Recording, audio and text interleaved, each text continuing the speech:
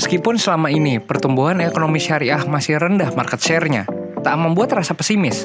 Masih ada harapan baru untuk terus berkembang di tengah proses literasi dan edukasi masyarakat. Deli Arnas, praktisi ekonomi syariah, meyakini jika Indonesia adalah mutiara terpendam yang suatu saat nanti akan bangkit menjadi pusat ekonomi syariah dunia.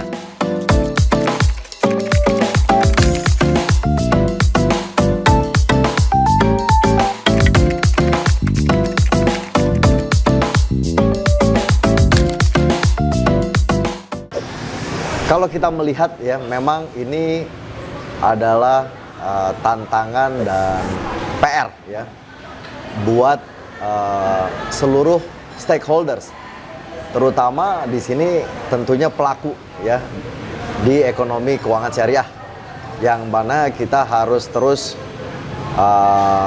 berupaya gitu ya untuk melakukan literasi, meningkatkan literasi ya, melakukan edukasi, sehingga akhirnya pada saatnya nanti kesadaran masyarakat terhadap keuangan syariah itu akan lebih baik, seperti itu. Ya, ini bisa dilihat sebenarnya sih kalau kita lihat belakangan ya, pertumbuhan dari terutama bank syariah aja kita bisa lihat di satu sisi ya, itu sudah mulai kelihatan tuh. Ya, bahwa pertumbuhannya sudah semakin besar. Kalau kita bicara mengenai market share, dulu sempat ada semacam pameo ya, bahwa kok kita stuck di 5%, tapi kita lihat terakhir itu pertumbuhannya udah lebih dari itu. Yang terakhir tentunya konversi bank Aceh menjadi bank syariah, kemudian juga NTB menjadi bank syariah, dan yang terakhir merger ya, bank-bank syariah BUMN ya menjadi BSI. Ini juga menjadi salah satu trigger untuk pertumbuhan ekonomi syariah.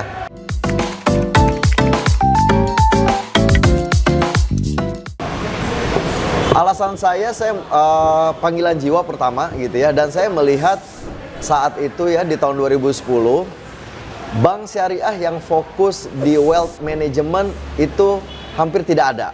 Dan saya melihat itu sebagai peluang buat saya sebagai seorang muslim, dan juga saya melihat ini adalah opportunity gitu ya untuk mengembangkan karir saya juga di situ. Nah, itu alasan utama saya sih.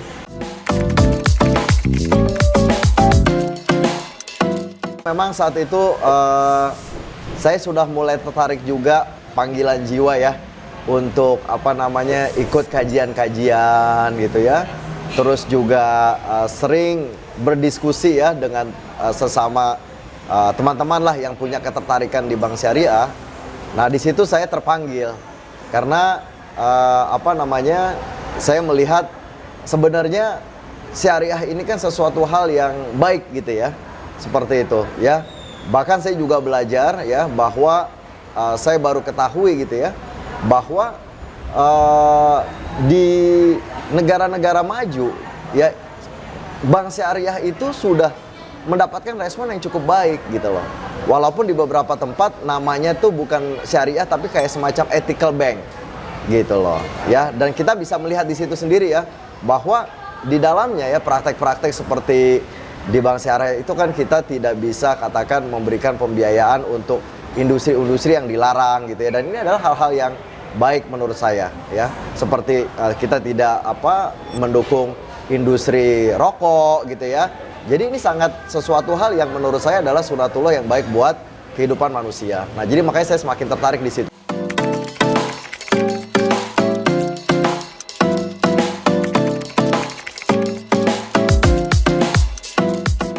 Ini adalah challenge, tantangan gitu ya. Karena saya percaya ya, bila kita melakukan hal yang baik dan yang benar, itu akan banyak benefit yang lain yang kita tidak bisa sangka-sangka di awalnya. Yang nomor satu, kenyamanan dari hati saya, kedamaian di jiwa saya bahwa saya sudah melakukan hal yang baik gitu, kira-kira begitu. Yang secara agama yang saya anut ya, itu sesuatu yang halal, nah, seperti itu. Nah, itu adalah suatu hikmah, keberkahan ya, yang saya ngerasakan sebagai salah satu manfaat yang utama dari yang saya lakukan sekarang gitu, kira-kira begitu.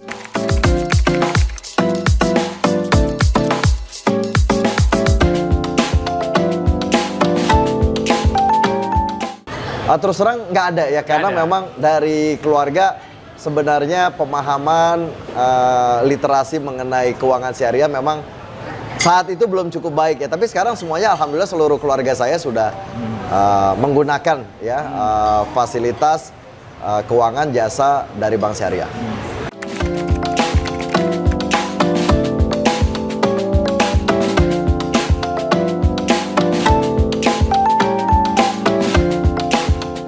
Kalau dari data yang saya ketahui memang ya, secara literasi ya,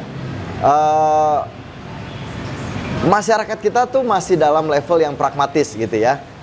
Artinya memang PR dari para pelaku di industri gitu ya, bahwa kita harus melakukan edukasi dan meningkatkan literasi dari keuangan syariah yang saat ini masih merupakan PR buat kita semua. Karena masyarakat kita tuh masih belum menganggap atau memandang syariah ini sebagai sesuatu hal yang belum semua ya. Itu adalah sesuatu hal yang baik gitu ya, dalam artian manfaatnya, benefitnya gitu ya, itu tidak kalah dengan yang konvensional gitu loh.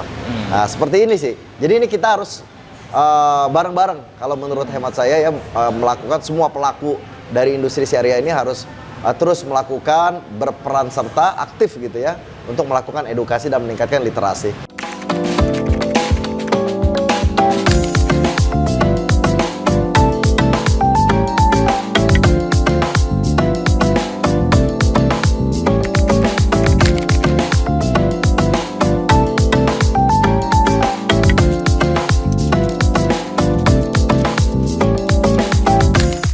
Nah, ini sesuatu hal yang menarik. Ya, kalau kita melihat benar yang Bapak tadi jelaskan gitu ya, bahwa dukungan dan support dari pemerintah belakangannya terlihat sangat masif ya, dengan adanya dibentuknya BPKH, terus juga ada masyarakat ekonomi syariah ya, banyak instrumen-instrumen yang dibangun oleh pemerintah gitu ya. Tapi kalau menurut hemat saya tetap kita membutuhkan waktu gitu ya. Di sini adalah hasilnya tidak bisa dengan serta-merta dan cepat ya. Tapi ini adalah benih-benih yang insya Allah kita akan segera lihat hasilnya. Ya mungkin kalau kita lihat terakhir ya, yang kita bisa saksikan ya, penggabungan dari 3 bank syariah BUMN ya menjadi satu bank syariah Indonesia, ini juga menjadi momentum nih. Seperti itu ya. Nah, insya Allah ini nanti nggak lama ya. Tentunya para pelaku juga harus terus bersemangat ya melakukan edukasi dan mengembangkan, meningkatkan literasi. Hasilnya menurut hemat saya ini sesuatu hal yang sunatullah, bisa nanti mendahului fashion, atau mengikuti fashion. Ya kalau kita melihat ya ke belakang kan, zaman saya dulu SMA ya, itu kan tren hijab itu nggak terlalu booming seperti sekarang. Cuma kalau kita lihat sekarang, sudah banyak tuh ya hijab yang kita lihat di masyarakat ya, penggunaan dari hijab. Dan hal ini pun menurut saya ya, menurut hemat saya akan berlaku juga untuk industri keuangan. Ya nanti ke depan ini bisa menjadi tren, menjadi suatu hal yang secara umum kita bisa mudah kita temui di masyarakat.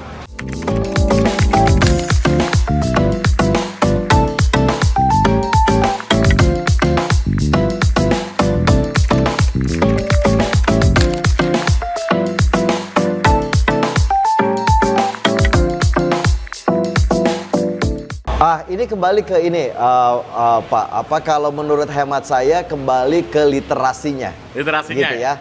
Literasinya yang masih belum. Dan memang kalau saya melihat ini menjadi tantangan kita ya. Saya mengamati gitu ya, di pasar keuangan di Indonesia, instrumen-instrumen ya keuangan syariah itu, instrumen investasi maksud saya, ini memang menurut hemat saya harus lebih digalakan lagi. Dukungan dari pemerintah di sini menurut hemat saya itu sangat diperlukan. Sebagai salah satu contoh ya, sukuk retail. Sukuk retail itu kan saat ini pemerintah menerbitkan itu setiap tahun 1 kali gitu ya. Nah menurut hemat saya kenapa nggak diperbanyak gitu loh? Karena ini kan merupakan hal yang baik, yang seperti tadi Bapak sebutkan ya, di Eropa sana ya, itu justru udah menjadi momentum yang sangat baik sekali gitu ya, udah jadi sesuatu yang common seperti itu. Nah menurut hemat saya ini juga salah satu yang peran serta dari pemerintah bisa tingkatkan di sini. Dan tentunya juga masyarakat atau pelaku korporasi yang lain. Ya, korporasi-korporasi besar ya seperti Telkomsel, Indosat, Pertamina, ya bila mana mereka mau mengeluarkan surat hutang, menurut hemat saya bisa dipertimbangkan untuk mengeluarkan juga versi syariahnya. Seperti itu. Jadi tidak hanya juga dari pemerintah juga, jadi pelaku ekonomi yang lain pun sama. Nah ini menurut saya kalau kita bisa sama-sama kembangkan, karena sebenarnya animo pembeli dari sukuk itu kan besar sekali. Kadang oversubscribe seperti itu. Nah ini menurut teman saya peluangnya justru besar di sini.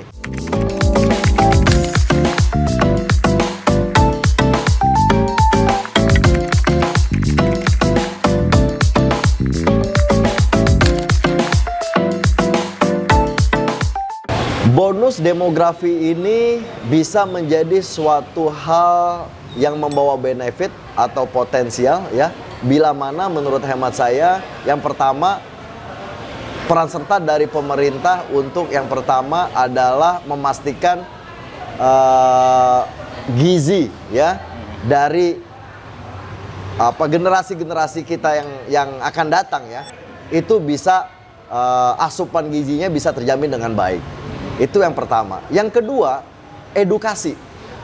Edukasi. Nah, dengan gizi yang baik, edukasi yang baik ya, dan kita bisa memanfaatkan bonus demografi ini untuk segala macam gitu ya, hal-hal yang baik, termasuk pengembangan dari ekonomi syariah.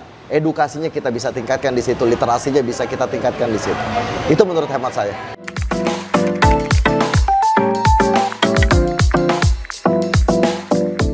Harapan saya itu ekonomi syariah itu sudah sama ya layaknya dengan makanan ya. Jadi nanti ya default dari masyarakat ya yang ingin katakan menggunakan jasa atau produk dari keuangan syariah, mereka cari yang syariahnya dulu, yang halalnya dulu. Seperti layaknya makanan. Ya, dan ini bisa dikonsumsi oleh semua orang, bukan hanya umat Islam. Seperti itu. Harapan saya akan seperti itu. Ya ketika kita sekarang katakan mau makan di restoran atau mau makan kita pergi ke kafe, ya tentunya yang udah ada logo halalnya kita merasa nyaman kan? Nah, kita cari yang itu. Nah, itu sih harapan saya.